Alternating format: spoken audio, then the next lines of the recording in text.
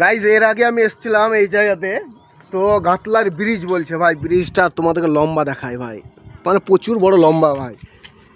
এই সাইডটা দেখো ভাই এতটুকু লম্বা, আর এই সাইডটা দেখো ভাই এতটুকু লম্বা, মানে লম্বাতে প্রায় আমি আনুমানিক করতে পারছি যে 150 মিটার, মানে আনুমানিক করতে পারছি 150 মিটার।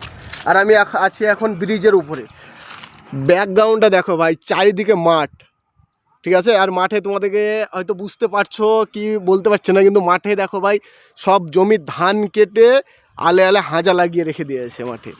আর এদিকটা দেখো ভাই, এদিকটা এটা কি নদীর খাল, এদিকে নদী বয়ে গেছে। আর তোমাদেরকে এটা দেখাচ্ছি, এটা সামনে যেটা দেখতে পাচ্ছি এটা পুরো ফিল্ড, দেখো কিছু ছেলে খেলা করছে এই ফিল্ডে। তো ভাই এটা খেলার ফিল্ড, আর আমি এই গাতলার ব্রিজের উপরে ভাই। ব্রিজটা এত লম্বা আর চারিদিকে ভিউটা এত সুন্দর। দেখো ভাই এই সাইড থেকে পুরো গ্রাম, এই সাইডটা গ্রাম, এই সাইডটা ফাঁকা মাঠ, সামনে আবার গ্রাম পড়ে গেল, এই সাইডটা গোল হয়ে গ্রাম। আর যখন বন্যার টাইমে যখন পানি জমে তখন দেখতে এতটা মানে সুন্দর লাগে, চারিদিকে পানিতে চকচক করে এই জায়গাটা, পুরো পানিতে চকচক করে, দেখে মনে হয় শালা কোনো আমি সমুদ্রের ধারে চলে এসেছি।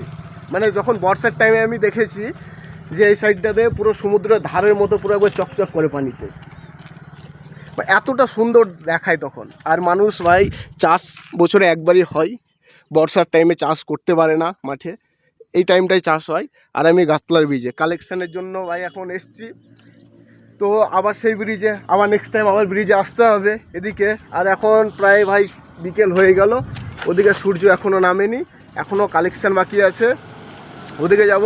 এদিকে ভাই নিচে দেখো, নিচে জব ঘাস লাগিয়েছে, এখন যেহেতু পানি না তার জন্য চাষ করতে পারছে, কিন্তু যখন বন্যা আসে তখন ভাই চাষ হয় না। ওই সাইডে ওটা ওটা ওই সাইডে ওদিকেও জমি ভাই, আর ওই সাইডে পারে নদীর ধারে ধারে ভাই গ্রাম। তো ভাই তোমাদেরকে আজকে আমি যতদূর পারলাম আমি এই গাতলার ব্রিজের সম্পর্কে বললাম, দেখালাম। আজকে আমার এই পর্যন্ত, নেক্সট ব্লগে আবার তোমাদের সঙ্গে নতুন জায়গায় আসছি। চলো আজকে এই পর্যন্ত, নেক্সট ভিডিওতে আবার তোমাদের সঙ্গে দেখা হচ্ছে। চলো বাই।